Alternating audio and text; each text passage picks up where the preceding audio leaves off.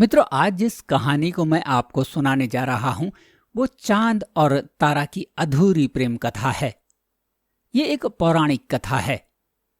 तारा देवताओं के गुरु बृहस्पति की पत्नी थी। एक बार चंद्रदेव बृहस्पति के पास शिक्षा ग्रहण करने आए तो तारा चंद्रदेव की खूबसूरती देखकर मोहित हो उठी और उनसे प्रेम करने लगी।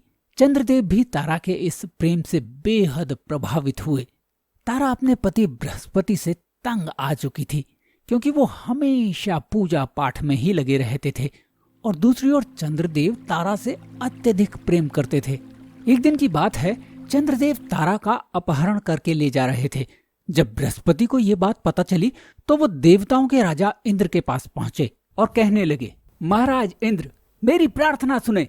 मेरी पत्नी का अपहरण करके ये चंद्रदेव अपने साथ ले जा रहे हैं। मुझे अपनी पत्नी तारा वापस चाहिए, अन्यथा मैं देवताओं का कोई यज्ञ नहीं करूंगा।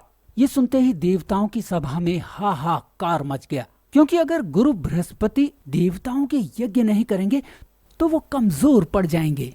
ये देखते हुए देवराज इंद्र ने बहुत सोच समझकर अपना निर्णय सुनाया। चंद्रदेव, बहुत सोच समझकर हम इस निर्णय पर पहुंचे हैं कि आपको देवी तारा को बृहस्पति के पास वापस दे देना चाहिए। इसी में हम सभी देवताओं की भलाई है। चंद्रदेव इस निर्णय से बिल्कुल खुश नहीं थे। उन्होंने कहा, नहीं महाराज, नहीं, कदापि नहीं। मैं तारा को किसी भी कीमत पर बृहस्पति के पास नहीं जाने दूंगा, क्योंकि तारा भी मुझसे प्रेम करती है। आप स्वयं तारा से पूछ लीजिए। ये सुनकर इंद्र ने तारा से पूछा, क्यों देवी तारा, क्या तुम बृहस्पति के पास वापस नहीं जाना चाहती? मैं कदापि बृहस्पति के पास नहीं जाऊंगी। अब मुझे उनसे कोई प्रेम नहीं है।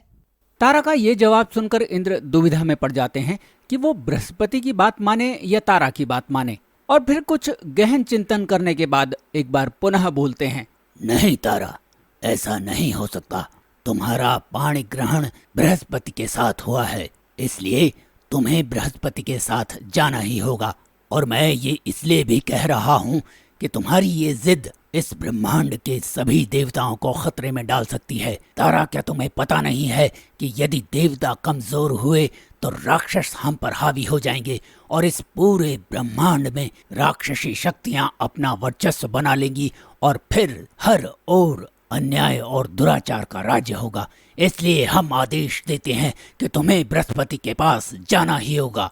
और अब चूंकि देवताओं के राजा अपना निर्णय सुना चुके थे तो सभी के पास इस निर्णय का पालन करने के अतिरिक्त कोई और विकल्प नहीं था। तारा को न चाहते हुए भी बृहस्पति के घर लौटना पड़ता है।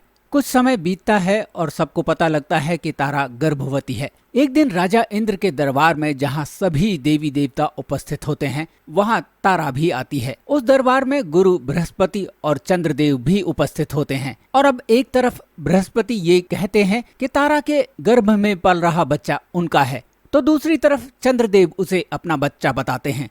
इस विवाद का निपटारा करने के लिए राजा इंद्र तारा से ही पूछ बैठते हैं, देवी तारा, यहाँ असमंजस की स्थिति पैदा हो गई है और अब इस शंका का समाधान केवल तुम ही कर सकती हो। देवी तारा, इस दरबार को बताओ कि तुम्हारे गर्भ में पल रहा बच्चा किसका है। तारा कुछ जवाब नहीं देती और सिर झुकाए खड़ी रहती है। इस पर तारा के गर्भ से अचानक एक आवाज आती है, माते, माते, न केवल इस दरबार को बल्कि मुझे भी बताओ कि मेरे पिता कौन है, मैं किस बीज का फल हूँ। राजा इंद्र का पूरा दरबार इस अजन्मे बच्चे की अपने पिता के बारे में जानने की उत्सुकता से अचंभित रह जाता है। सभी देवी देवता इस अजन्मे बच्चे की बुद्धि से बहुत प्रभावित होते हैं और इस बच्चे का नाम बुध रख दिया जाता है। मित्रों, आपको पता है इस बुध को आज हम किस नाम से जानते हैं? जी हाँ, अंग्रेजी में मर्क्यूरी और हिंदी में हम इसे बुध ही जानते हैं। अब तारा दरबार में विवश खड़ी होती है। उसे अपने पुत्र को उसके असली पिता का नाम बताना ही पड़ता है। तारा कहती है, हे मेरे प्रिय पुत्र, अगर तुम्हारी यही इच्छा है तो लो मैं बताती हूँ, तुम्हारे पिता चंद्रदेव ही हैं। ये सुनकर गुरु बृहस्पति आग बबूला हो जाते हैं और कहते हैं, क्या कहा? क्या कहा? चंद्र इस बच्चे का पिता है? तारा, तुम विश्वासघाती हो और मैं तुम्हारे इस पुत्र को श्राप देता हूँ कि ये ना नर रहेगा न नारी रहेगा। लेकिन बृहस्पति के इस श्राप से सभी देवी देवता बहुत दुखी हुए। उनका मानना था कि इसमें बच्चे का कोई दोष नहीं था, इसलिए उसे श्राप दिया जाना सर्वथा अनुचित है और ऐसी स्थिति सृष्टि में फिर कभी ना आए। इसके लिए राजा इंद्र घोषणा करते हुए कहते हैं, यदि ऐसी स्थिति देवताओं के साथ हो सकती है तो मानव जाति के साथ भी हो सकती है।